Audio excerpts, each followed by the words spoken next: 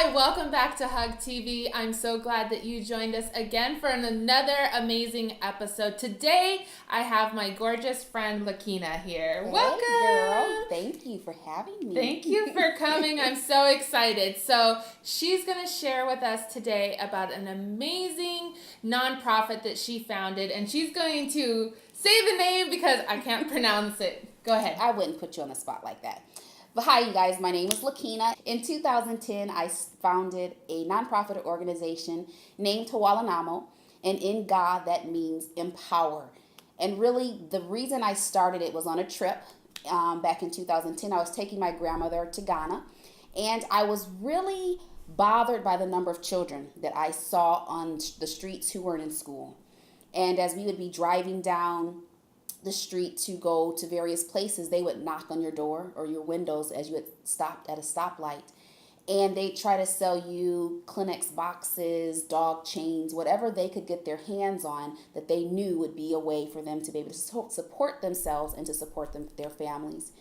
And after several conversations with influential people in the country, I just was disheartened by their seemingly lack of empathy towards these kids whose futures were just being thrown away. And one day we were again on a road and had been stopped, and a little girl had tapped on the window. And I just said, God, this is just enough. Why aren't you telling these people to do something about this? And he basically, I remember so vividly, he says, what's in your hand? And I was like, nothing at the moment. And I have been and was an elementary school teacher and principal for 15 years, and so I taught. And he says, you have a heart for kids, you have a heart for education, you have a heart for empowering others. Do something about it. Went back to California and started a nonprofit. And they kept saying, oh, 9 months it's going to take you to get this up and running. I'm here to say that when God tells you to do something, he will make a way. And in 6 weeks, we had our nonprofit up and running and approved by the U.S. government. Wow. Yes. That is crazy. I definitely can understand and agree with you when you say when God tells you to do something and it's of him. I mean, Yes. Head Up Gorgeous literally birthed overnight, totally unexpected. You know, I had the passion in my heart. I had the desire there, but it wasn't anything I had been planning forever and ever. It was that aha moment, like when God told you, what do you have in your hands? And I thought about, when you said hands, I thought about like toiling and what we have been doing in the past and how we just naturally, he prepares you with every journey that you go on, everything that you do, every season was building you up. Being a principal, being a teacher, he knew. He doesn't tell us, because I feel like if he told me, I'd run. I would either run or I would try to do it too soon. Like, let's do it right now. And he's like, okay, well, wait, you need to be more mature in this, or you need to have this, or whatever. So tell me what's going on with the nonprofit. Well, currently we have put 20 different girls through the program. What we do is we partner with local villages and different chiefs, and we ask them to identify girls whose parents either will not pay for them to go to school. And when I say what will not, let me give you a little segue into that. In many other cultures, it is seen as you're a woman, so you don't need an education because you'll get married and the man will take care of you. And statistics say there's decades and decades of study that the fastest way for any country to get out of poverty is to educate their women. Because when a woman is educated, basically everything changes. And when I say that is because as women, we will then instill the importance in our children, how important education is.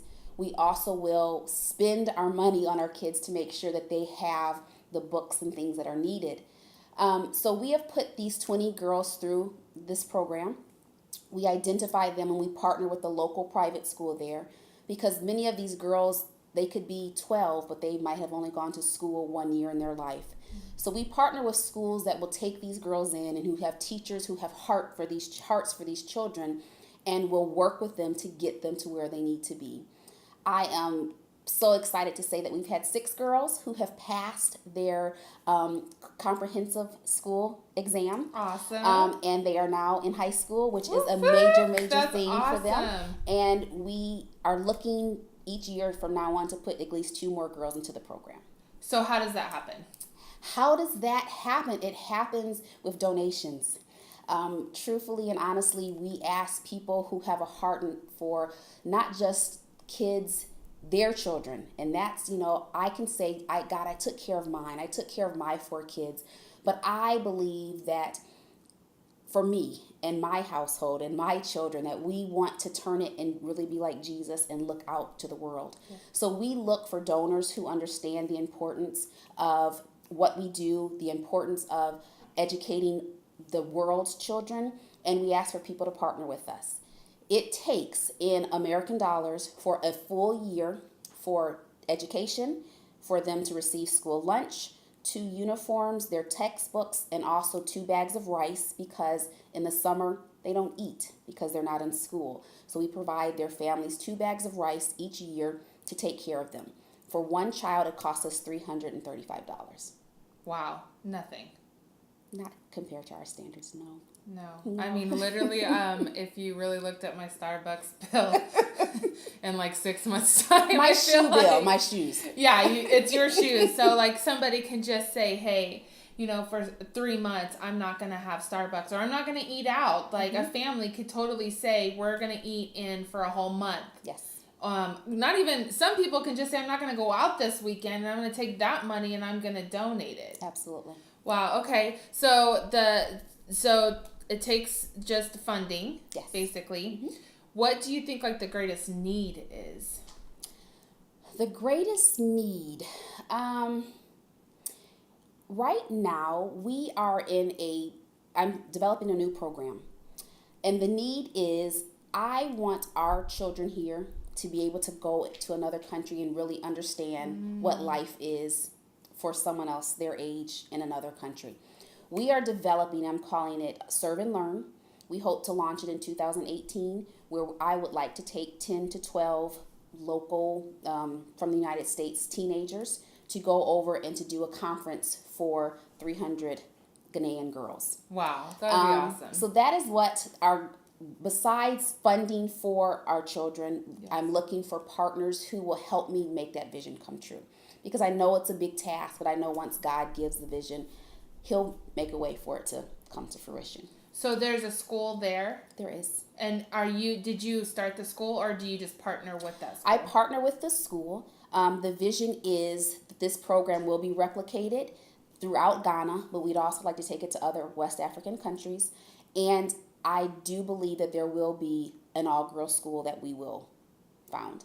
Wow, that's amazing. And is there a website for that? There is. It's www.empowergirlsinc.org.